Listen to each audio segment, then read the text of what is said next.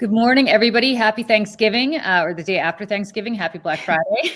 We're very happy that you're spending it here with us today. I'm Julie Roginski here with Michelle Kinney and Jeff Jarvis, and we are here for our Friday Media Roundup.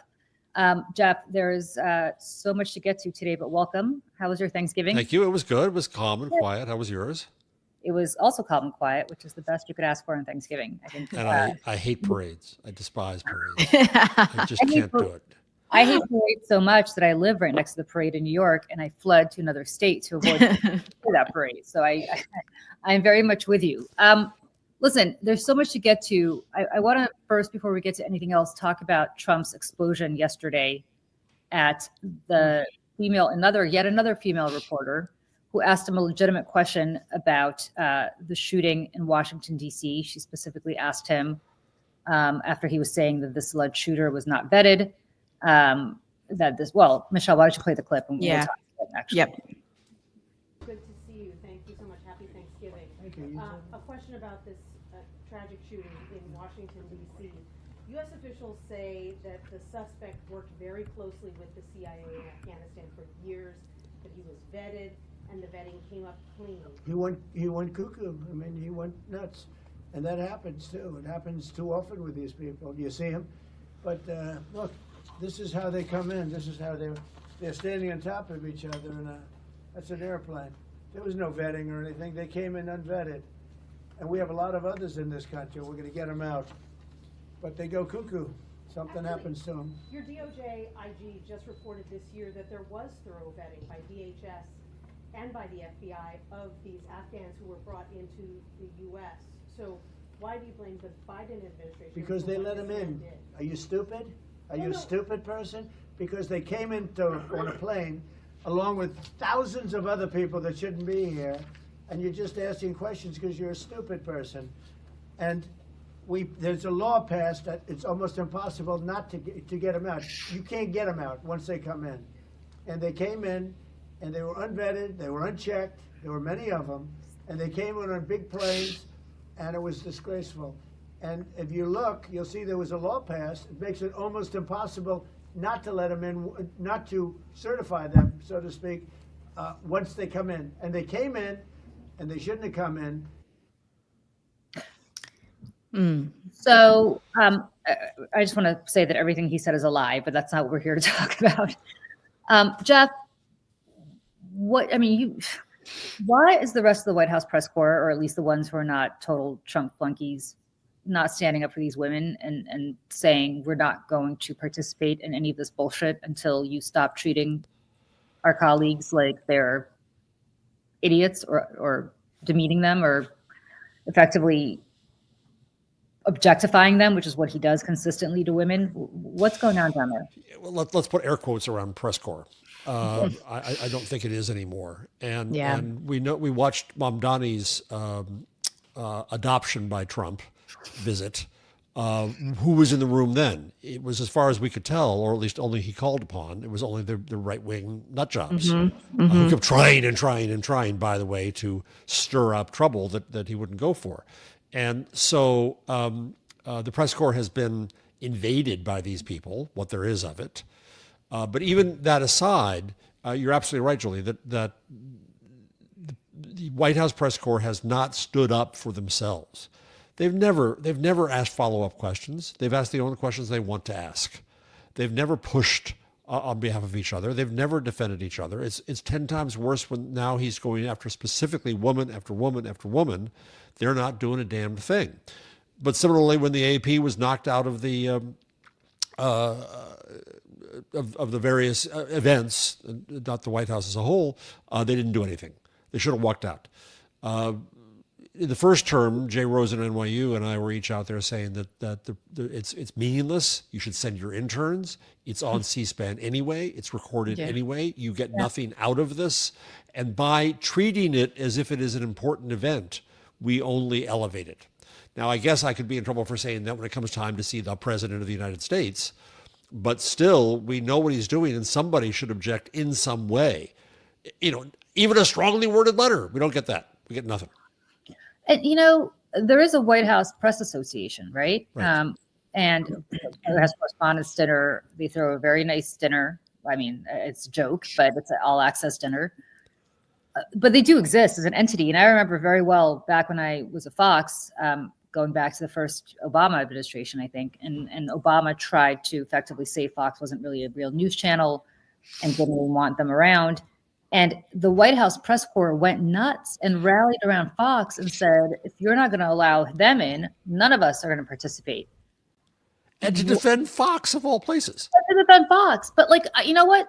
I'll even take it. Like, I'll take it. If you want to because kind of have a joint defense agreement where, you know, one for all for one, Article 5. But you better apply that to everybody, not just the overcorrection of Fox News. Right. Why don't you, like, I remember Jake Tapper went nuts about that. Of course. And what happened? Like, what has happened between then and now to allow this White House press corps, who are basically a bunch of access journalists, and I don't recall them ever breaking a story in their lives, to suddenly now say, it's okay that he's calling one of us Miss Piggy. It's okay that he's calling one of us ugly inside and out. It's okay that he's calling one of us stupid. Consistently, it's okay for the president of the United States to do this to us, and we will sit here like a bunch of little bitches and take it. I don't understand what's happening here. It's access journalism come home to roost, right? I don't want to lose my access. I don't want to get kicked out. I don't want to get in trouble. I don't want to get yelled at. I don't want to get, probably these days, the bosses are mad at them because they could be frightened of criticism and suit by Trump. Every time he goes after ABC, for example, he calls them the worst network and so on and so forth. We know how ABC reacted. So, you know, it's ridiculous. And I don't know what to do about it except to ignore this so-called press corps. And that somebody has to pull out. Somebody has to say this is no longer worth it. This is no longer legitimate journalism. This is just propaganda. But they're not going to. And I know they're not going to. No, they're not going to because they want the access and they want, you know, they're afraid that he's going to kick them out. I mean, he does something very brilliant, as you pointed out with the AP, which is he's very good at throwing the hostage on the tarmac. Right. Point. I mean, he's the king of throwing the hostage on the tarmac. And in this case, the hostage on the tarmac was the Associated Press. And I have a very good friend who is one of the White House correspondents for the AP. And that's it. They can't go into the Oval Office. They can't go in Air Force One. They basically have lost some of their access, and nobody else wants that. Nobody else wants that. We are very far away from the Helen Thomas's era, where you had, you know, somebody calling on a reporter who was feared for her questions at the White House, who was a female reporter, and nobody commented on her appearance. Nobody commented on her brains. And presidents from, you know, I think she was there from, I don't even know when, Kennedy on through her first Bush term. I don't remember, but was there for decades. And now you have literally, as you said, a transcription service. And I just, I'm embarrassed for them. I don't know what else to say. What do you think about, do you think that there's also this notion that they think that this is all going to be over in 3 years? Because I honestly think that they think, okay, well, let's just get through this and then we can go back to being normal, serious. But they've set a precedent, right? I mean, they've set a precedent for like, this is how the free press or the lack of freeness press is going to be from now on, right? Yeah, I think you're right. That is the bigger question. I was talking in our Thanksgiving dinner, trying to remember back to the first Trump term, and I can't remember who it was. It was more than one person who was trying to keep track of everything that was going off the rails, every norm that was broken, every rule that was broken, every change that was made that would have to be remade when Biden came in. Of course, that didn't happen. And there's just too many now. It's too much. Yeah. The idea of, I mean, this is one tiny example, and you know, the Times and the Post will call it norms, fine, but they're broken, and it's hard to imagine regaining the memory of what it was before. And I don't want to ever go back to the case to think that there was some idealized period before. The White House press corps has been BS for a long time, and really hasn't been, I don't think, necessary in a long time. But even so. If we went back to the somewhat bad old days before, it would be an improvement on today, and I don't think we'll remember that. Our cultural memory is gone. Jeff, how do you think that the independent, you know, the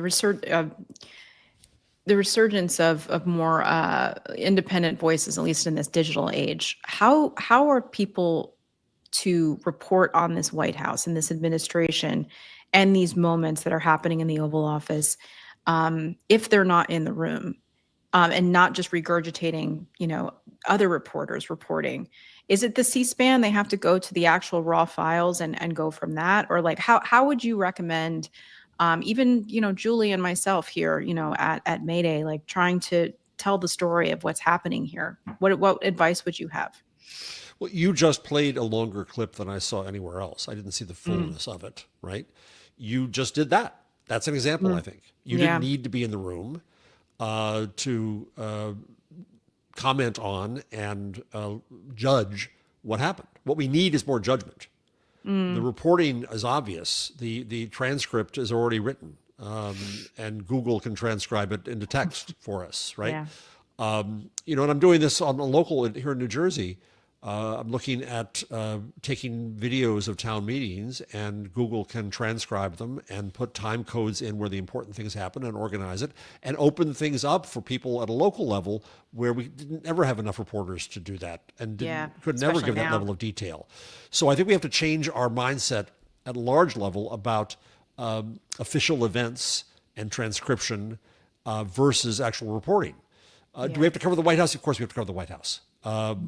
Yes, I get that. I'm not going to argue that point. But the more journalistic resource we put out there talking to people in their real lives, the better. The more we talk about how, if you're going to cover Washington, covering the agencies and the regulations that are being taken away or screwed up, or the corruption that's there, that's more important journalism. The number of people who are devoted to taking down the same event that we can all see and you just showed is a waste of resource.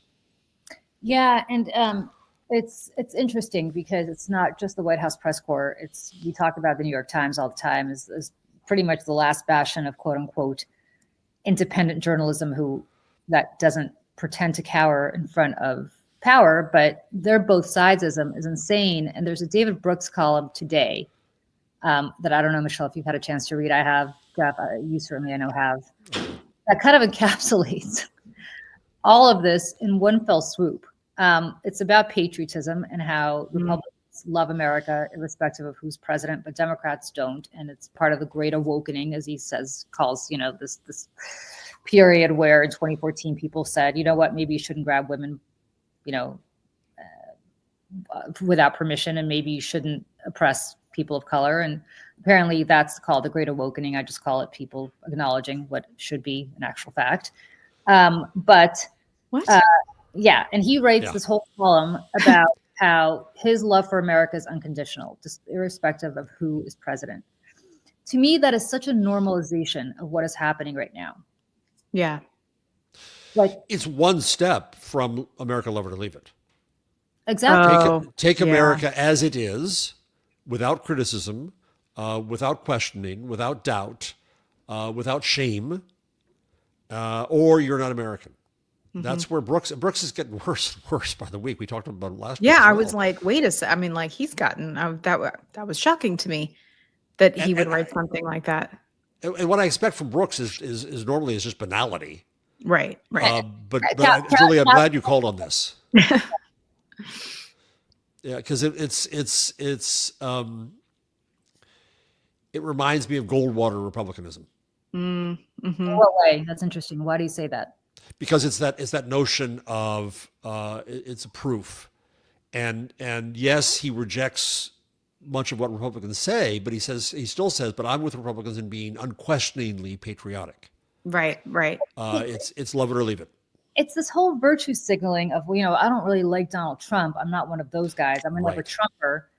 But I still love this country, even when Donald Trump completely destroys it. And to me, you actually don't love this country if you're not prepared to call out what this president has done to it.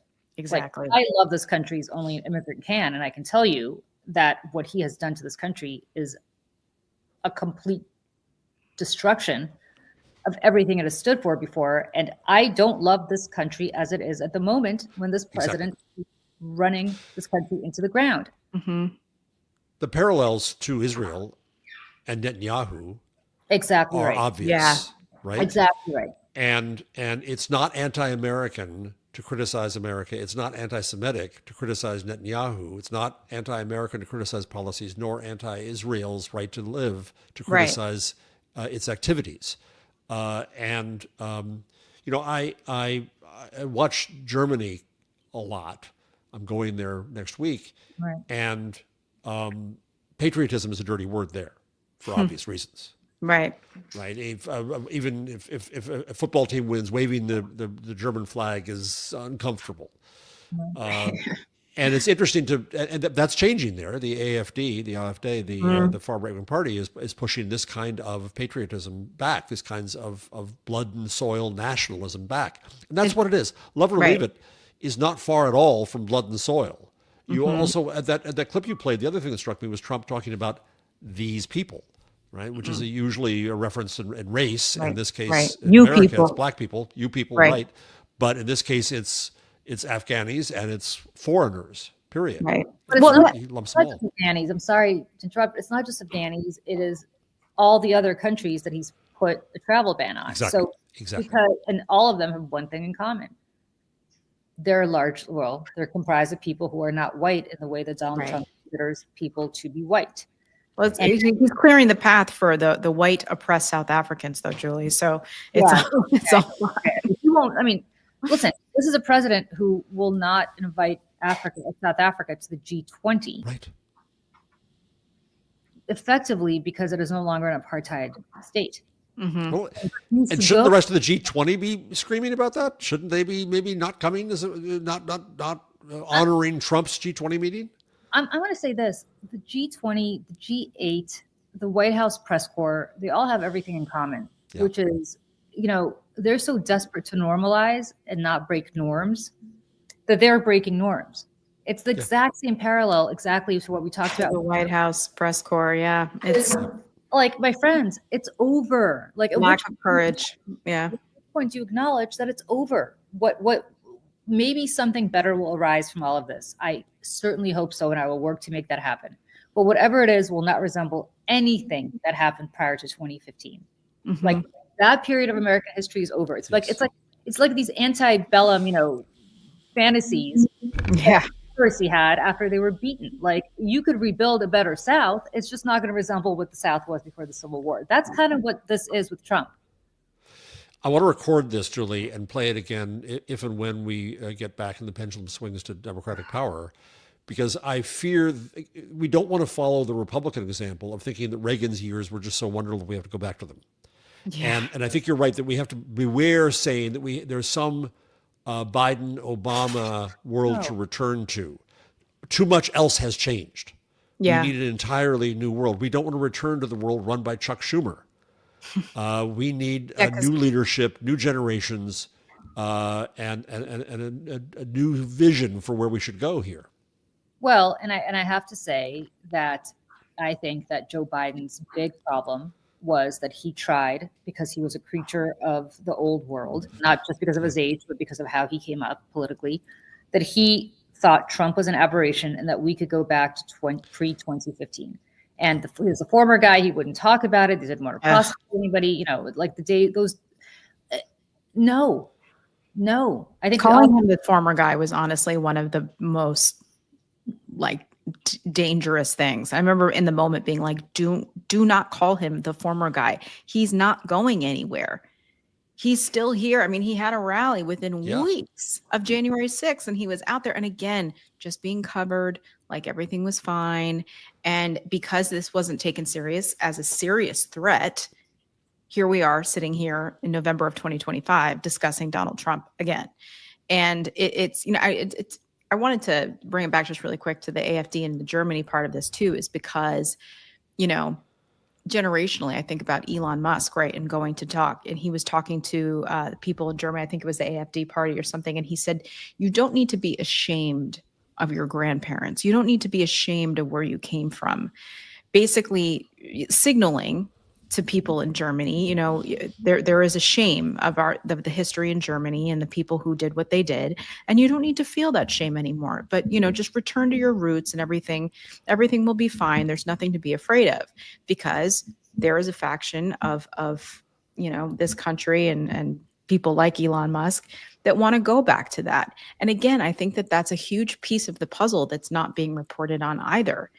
And again, Julie and I were talking about this earlier today, is the journalist, I think, impulse to chase every story singularly, instead of stringing all of this together in a big picture way that says, hey, this is what we're looking at here, and these little things all fit together. And I sit here and I'm just like, I'm so angry at every cable news station and newspaper and publication and that I have to read and sit here and watch these people chase these stories. And it's like, what can we do? And I guess that's maybe my question for you, Jeff. Maybe there is, I don't know if there is anything for us to do, but it's like, how do we do this as individuals, react to this and hold these people accountable other than just canceling our subscriptions, I think we need positive examples otherwise. Within the Times, Jamel Bouie, to me, is a shining light. Totally. And what makes him so great is that he calls on history. It's what you were saying, Michelle, there is that we cover these stories individually as if we can tell the entire story from beginning to end, alpha to omega, in this piece of type, and it's over, and then the next time it's entirely new except for a background paragraph. And that's not what we should be doing. We should be looking at these longer trends, not only in the present tense, but also in the past. I just called up I'm doing research for a next book, I hope, on the death of mass media, as I mentioned. And I was reading Edward Shills, who was a wonderful sociologist out of the University of Chicago. And he did work after World War I interviewing Nazi soldiers and trying to understand their group cohesion. And he wrote in an essay here about having interviewed Nazi sympathizers in Chicago in 1941. And he said that he saw, it's eerie, and I won't read the whole thing, but he said they tended to, let me see for a second here. In my interviews with these zealots and in my reading of their correspondence publications, I was impressed by their passion for solidarity, their insistence on absolute loyalty of their members to the organization, and their paranoid anxiety about the backsliding propensities of their fellow members. And he goes through characterizations of them, talking about how it is a dualistic conception of the world in which light fought against darkness, good against evil, Protestants against everyone else, Christians against everyone else, Americans, the same as Christians, against everyone else against Jews and foreigners, in an unceasing war for the destiny of the world, an unbreakable solidarity, and so on. And he talks about the Dearborn Independent, which was Henry Ford's horrible publication, and he talks about the Elders of Zion.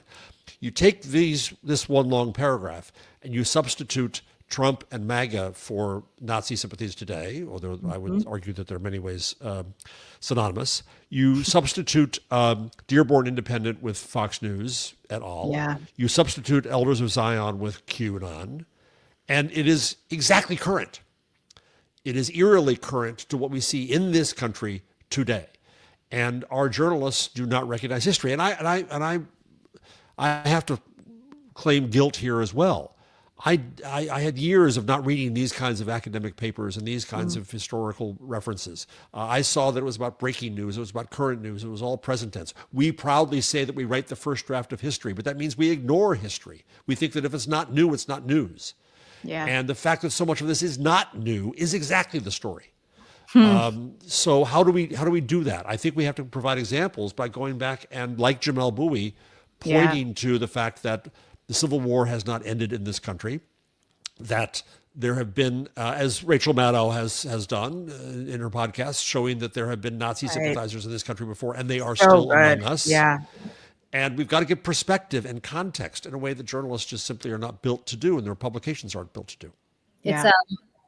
You're right. It's absolutely right. And then you have other publications like CBS, potentially soon CNN, if this acquisition goes through, where Barry Weiss, who is motivated, I think, by one thing and one thing only, and that is her undying support for Israel. And God bless, I'm happy for her that that's her position. But now she is platforming people based on their allegiance to her point of view. And I'll use one example. She thinks that a good debate that should be had on news is a debate between Alan Dershowitz, who is disgraced as part of the Epstein files. I have no idea what happened there, but this is a man who worked to get Jeffrey Epstein off and allowed him to continue to prey on young girls at the least. We don't know what else is in there. Right. But is a staunch supporter of Israel. And he had a debate over gun rights with Dana Loesch, who's a former spokeswoman for the NRA. What kind of debate is that? Right. Anyway. That's And Dana Loesch also is a very strong supporter of Netanyahu's behavior in Gaza. And those are the kinds of people she wants to platform. She doesn't say it's because they are people whose views who share her views on Israel, but the reality is that's who she's platforming. And I don't want to get into this is not about the Israeli-Palestinian conflict. I don't even want to say that her views are right or wrong. It's not about that. It's about the fact that she has a point of view, and she is platforming people who are otherwise pretty awful people. I mean, the stuff that Dana Loesch, I knew Dana Loesch back in my Fox days, the stuff that Dana Loesch advocates leads to mass death. Yeah. The stuff that Alan Dershowitz has done has allowed girls to continue to be raped by a pedophile.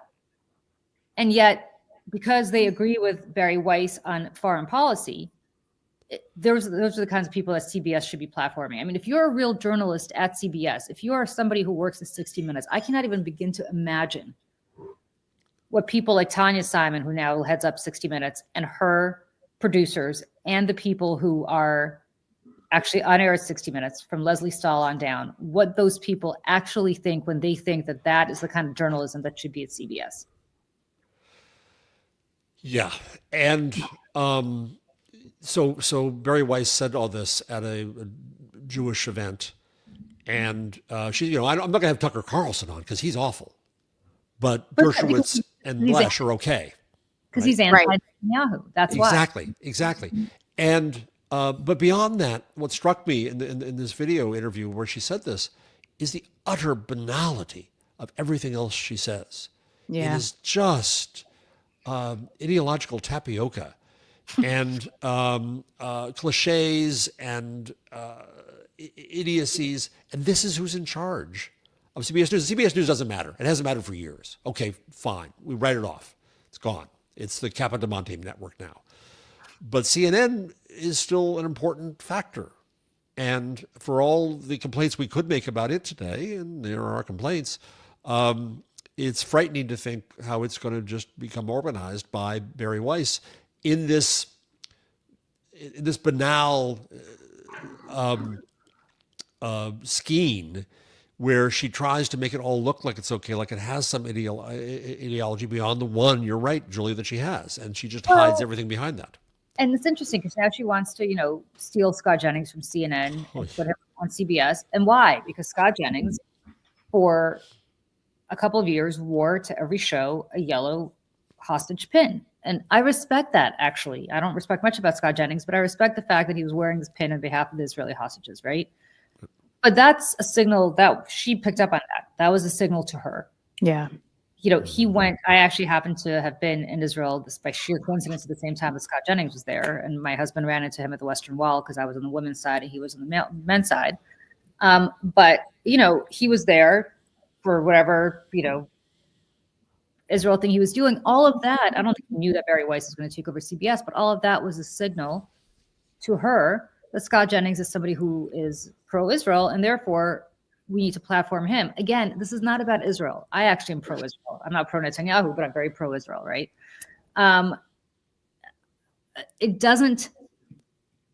That's not why somebody should be platformed somewhere, right? Because you're putting aside everything else that they've done and said, which are complete and utter lies and a disgrace to journalism. Mm-hmm. Right. Only because of that. Yeah. And to have a debate on that topic, fine. Make it a debate. Make it on that topic. Make it a debate. Right. And don't make Israel the thing that infuses everything else, because then you can't see what's up and what's down. That's not right. That's not what we're here to do if we're running a media network, which is effectively what she's doing now. And I would say to you, CBS does have a role to play, CBS News, in that they have 60 Minutes. They still have that franchise. Yes, true. And when she eventually gets to it, and I assume she will eventually get to it, I think that probably will be the last thing she touches at CBS, but it'll happen in the next year. Yeah. What do you do if you are somebody who has dedicated your life to 60 Minutes, as most of the people who work there have? I mean, you think about the new executive producer of 60 Minutes, that is Bob Simon's daughter. She has grown up around that franchise. She lives and breathes that franchise. You think of all the people, you have Scott Pelley and Leslie Stahl and all those people who are there for the most part now. They are, you can like them or dislike them, but they are real journalists in that they've dedicated their life to CBS News. And to see what is happening there now, where you're platforming people like Alan Dershowitz and Dana Loesch, I mean, that's insane. So the mini Fox News, Sinclair, is is likely to take over yet more stations at Scripps, I believe. And I have sympathy for some young journalist who gets out of J school and gets to be an on-air person and thinks they're famous in Brigadoon, and they're paid next to nothing, and in comes some horrible company. And you know what? I'm not going to blame them for not quitting when the atrocities start. I'm going to try to warn them that they've got to worry about their own sense of themselves and their professional ethics. But I get it. You're poor because we pay crap in this. But if you're on 60 Minutes, you're well-to-do. You have a reputation. You have, I would say it so crassly today, a brand. And you're going to have one chance to either use that and cash it in on journalistic virtue or lose all of its value when Barry Weiss cashes it in for her agendas. And so I'm going to hold those people to a high standard. And when things start going south of 60 Minutes, if they don't speak up, then I said shiver for them. Journalistically, they're dead to me. Yeah. I agree. And I want to talk a little bit about the thing that everybody's talking about now, which is the Ryan Lisa, Olivia Newsy contretemps. I don't know how else to describe it. But Ryan, did you read his most recent newsletter? I'm curious to ask first, Michelle, you're with your parents. They're not in New York media world, right?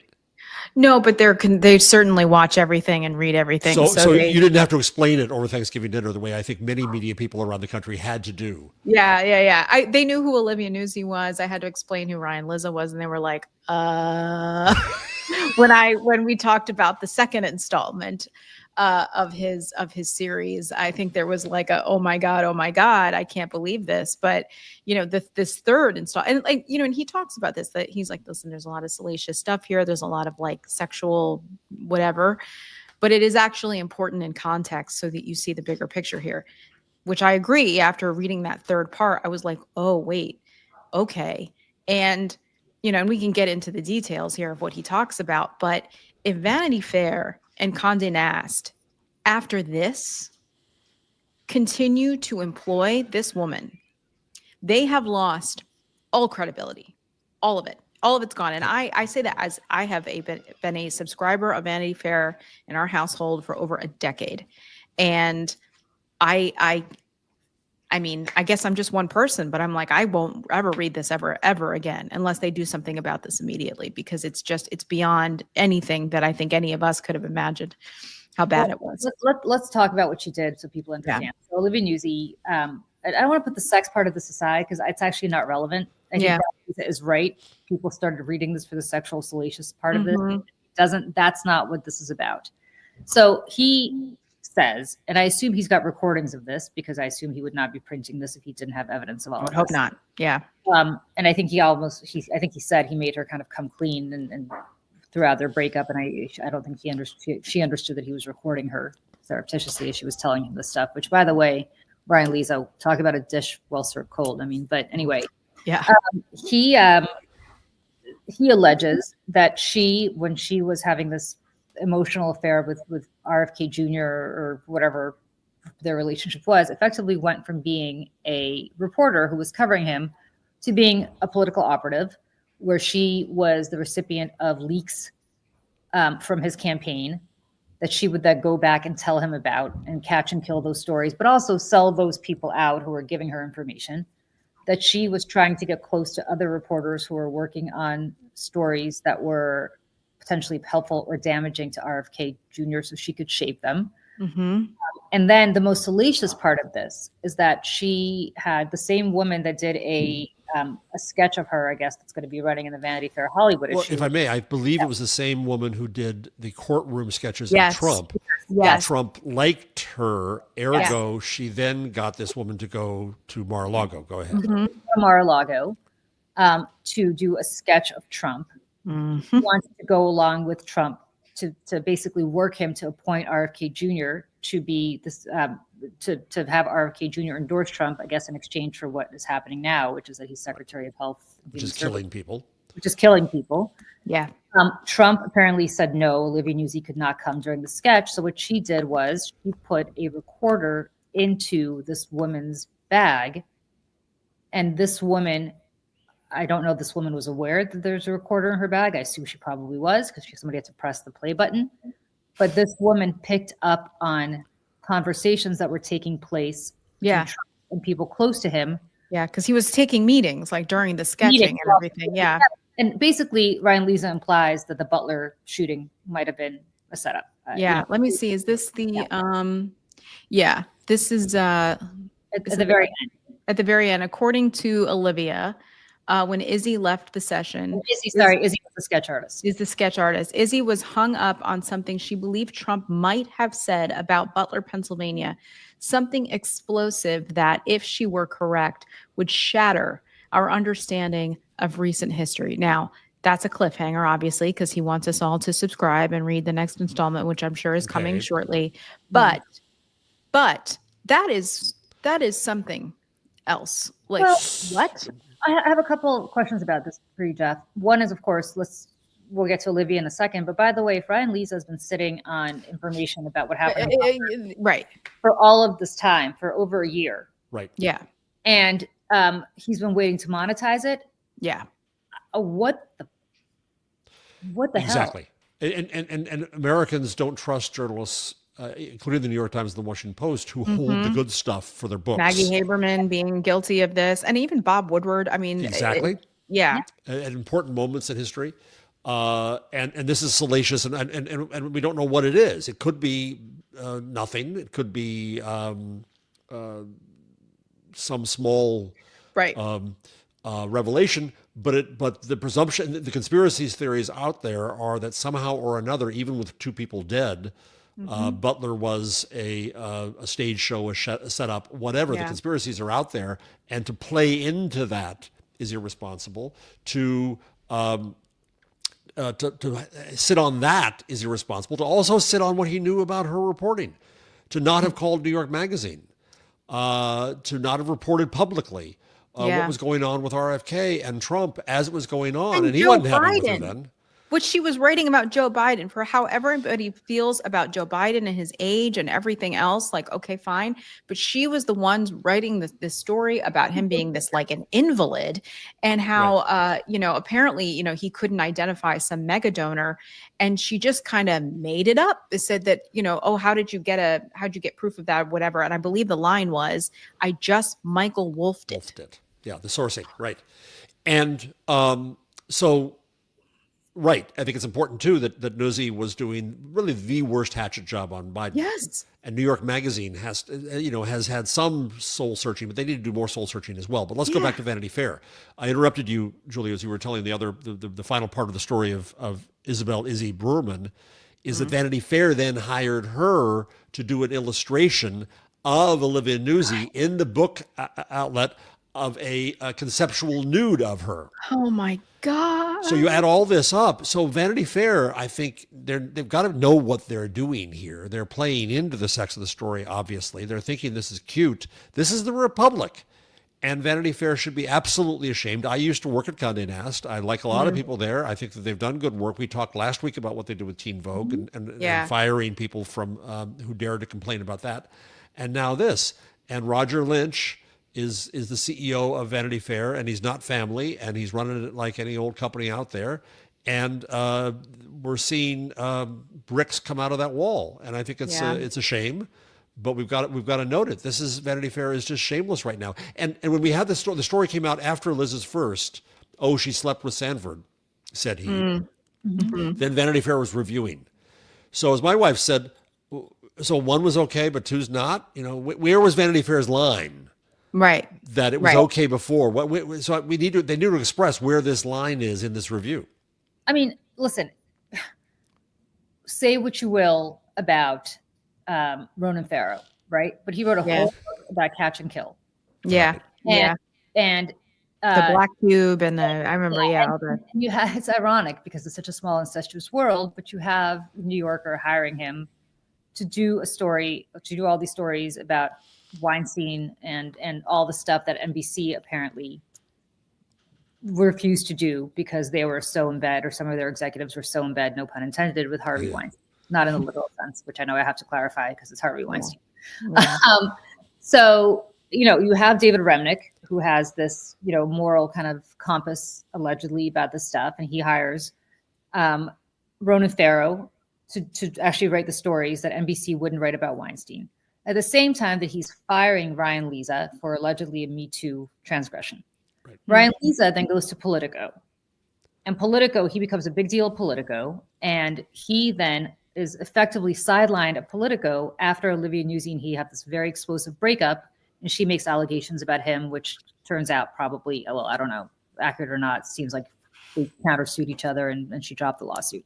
So then Ryan Leza says, okay, he does what all of us do, which is regular media sucks. I'm going to start my own thing and I'm going to do it on Substack, as a lot of us have, and I'm going to make a go of this. I get it. By the way, respect it, get it, respect the hustle. We all need to make a living. This is how he makes a living. But there are so many questions here about how he was sitting on this stuff while at Politico. Yeah. And did not publish it, where Politico exists specifically for this kind of stuff. But he decided not to give the owners of Politico, the German owners of Politico, the money. He decided to hold on to it until he started his own thing. Mm-hmm. While Condé Nast is doing exactly the same thing and monetizing this shit show while pretending that they are a actual media outlet. And forget Vanity Fair, they own the New Yorker. Yeah. Right? Like the place that will publish stories that others catch and kill. Yeah. Where's David Remnick weighing in on all of this? Because he's got a big voice of the New Yorker. Yeah. And they own one of the largest newspaper chains in America. Exactly right. And they have a big ownership stake in Warner Brothers Discovery. And again, I worked for the Newhouses and liked the Newhouses, respected the Newhouses, learned from them for a decade. And that's why I think it's a shame to see what's happening there, because out of a company that was, it's just fluff, they were doing some real journalism. They saved the New Yorker. They did important things, and it's a shame to see what's happening there now. But it's not just Condé Nast. Condé Nast is in our eyesight right now. Yeah. But my view this week is all this was piling up, and New York Magazine too, and Politico too, and all, just burn it all down. Right, and it's my shtick because I'm working on a book about it. But I'm killing mass media. I'm declaring it dead. But good riddance. You guys are the ones trying to replace it, and this is what we replace it with: is honesty and completeness and perspective.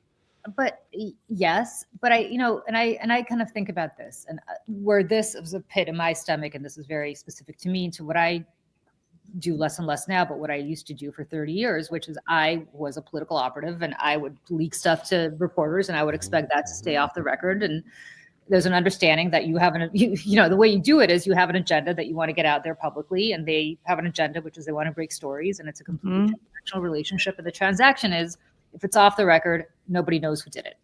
Right. And to think that there are reporters who are sleeping with the people that you're leaking about, and that they have an agenda that you don't know about, is damaging to the whole structure of how this is all done. I mean, there is a whole ecosystem of how stories get written.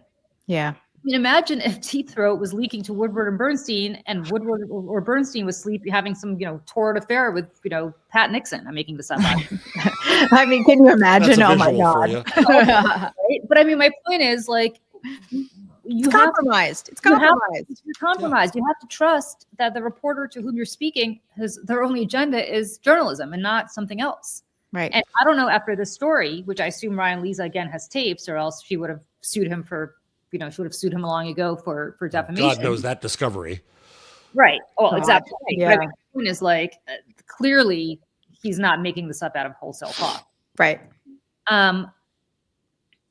how does Conde, I mean, if I'm Anna Wintour, if I'm any of these people, I know it's Thanksgiving. I know they're buying themselves some time. It's a short week. It's, it's Black Friday. Nobody But like people are, I would say do it now before anything, because people are home scrolling on their phones and not paying attention to their jobs or anything else like that. I think you're going to get more attention now.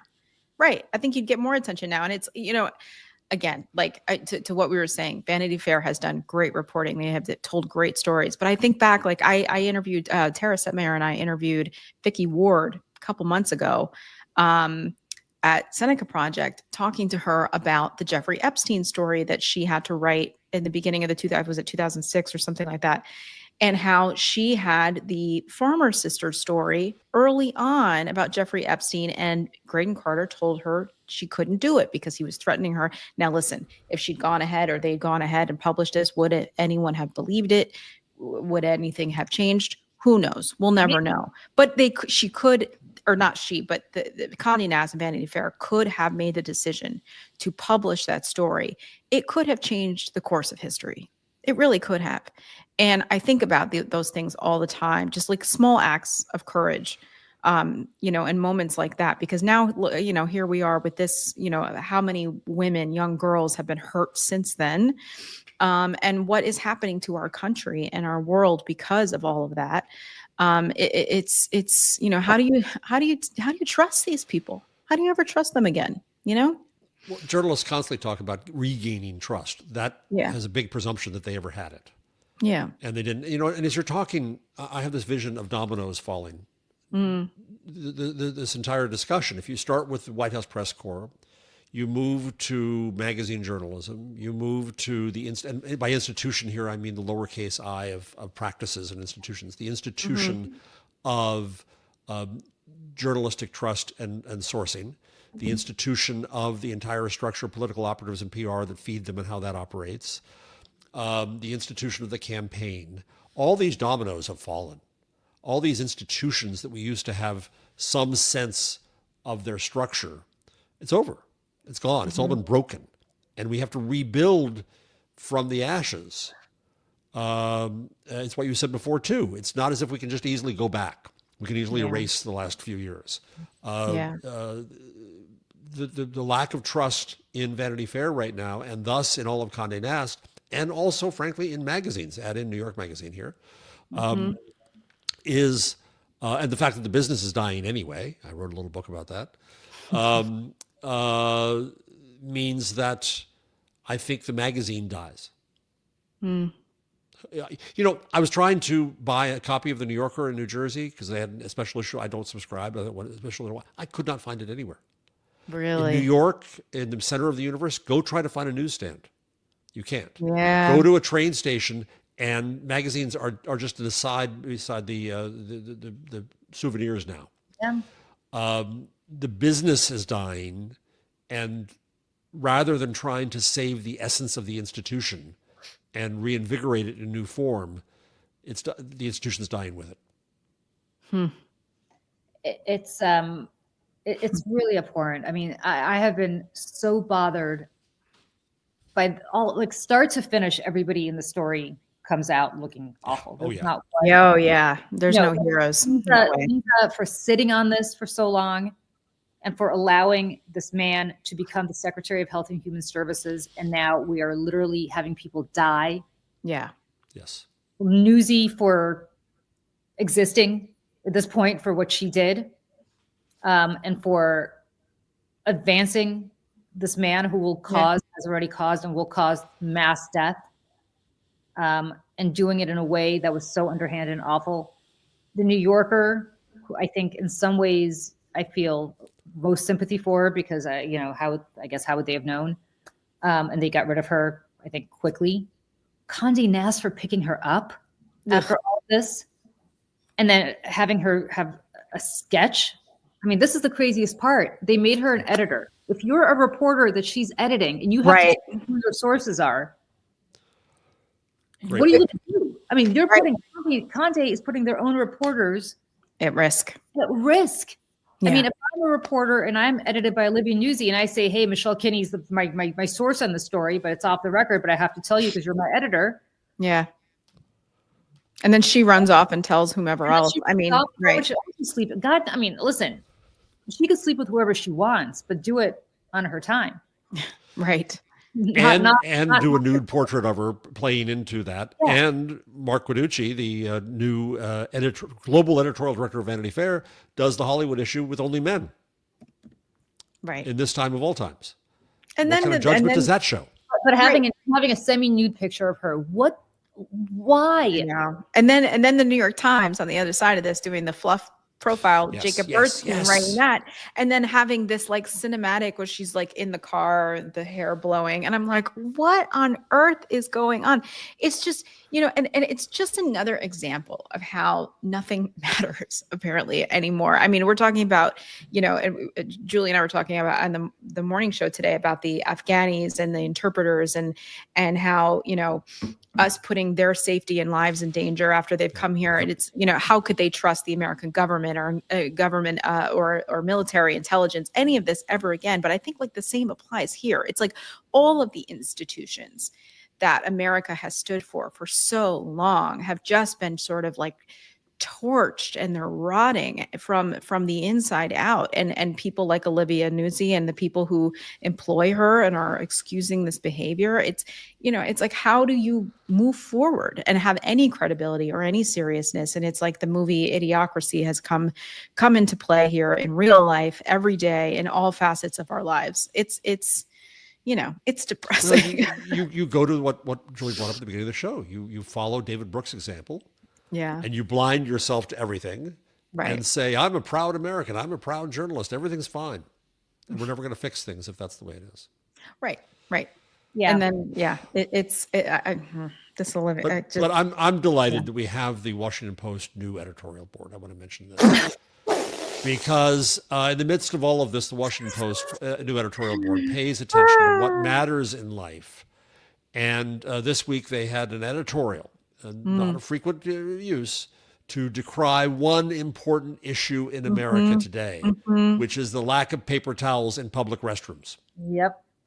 And don't release the Epstein files. That was the other one that they wrote, was the editorial board, right? They said, we don't need to do this. And it's like, we can't endorse for the presidency. Can't do that. But we can endorse pedophiles. We can endorse pedophiles and paper towels. I mean, but this is like laughable, but this at one point was the home of, as we talked about, Woodward and Bernstein and Ben Bradley and Marty Barron. Marty Barron was a great editor. Marty Barron, all the stories that they broke under Marty Barron's stewardship. And now it's become a joke. It's a joke. Yeah, it is. To advance Jeff Bezos's interest. And I'm sure that paper towel editorial came out of whichever one of the two Brits is in charge of the Washington Post right now, going into an American bathroom and saying, oh my God, there's not enough paper towels here. What's going on? And you want to talk air about blowers. I hate them. Yeah. Right. They're so noisy and they make agreed, but no need to write an editorial about it. But also though, on the other side of this, right, the Jeff Bezos and his wife, what's her name? Lauren Sanchez. Yeah. So they have taken over with Anna Wintour, right? And they're doing like the Met Gala. They're going to be in charge of the Met Gala with her coming up next May. I mean, this is the incestuous, just on top of this is with the rot, right? It's from within with Condé Nast and the Met Gala and Anna Wintour and Jeff Bezos. And it's like, there is oh, well, we care, but we don't really care because it's the Met Gala. And Anna Wintour, let's not get her off the hook. Anna Wintour is whatever she is. She's basically second in command, if not first in command, of Condé Nast at the point. And with platforming the Trumps around the inauguration, what's Ivanka wearing? And it's just normalizing all of that. Where is she in this whole newsy thing? Right. Mm-hmm. And some sympathy to Anna Wintour because she doesn't matter anymore. She doesn't set fashion. Fashion is set on Instagram. Fashion is set by the public. That is true. And so there's kind of a desperation here. Yeah, and, survival. She wants to survive. And go back to the current management of the Washington Post, Will Lewis. Will Lewis was trained by Murdoch and the Telegraph. And just mention parenthetically that we cover American media here. The Telegraph, which has just fallen into disrepair Yeah. and become a joke on its own sort, is now going to be bought by the Daily Mail in the UK. So you have a consolidation there. And the Brits are going to say, well, even Alan Rusbridger, who I think is the best editor alive, will say, well, it saves the Telegraph.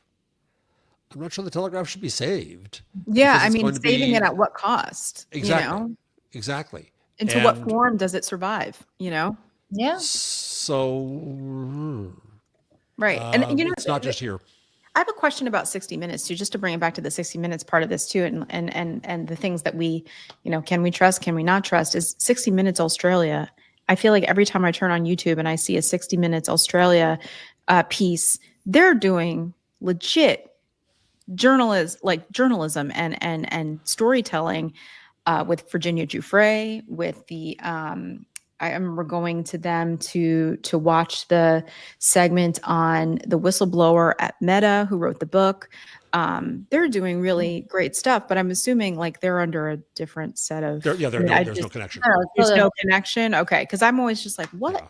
is Say, what's the other going thing on? that's confusing about Australia, besides the toilets going the wrong way, is do they? I never know they actually do. I don't know. And the Rupert, I mean, the home of Rupert Murdoch. Murdoch. Well, yes. Yeah. So Yeah. Sky News was controlled by Murdoch, and then it's no longer controlled by Murdoch. It's now controlled by Comcast.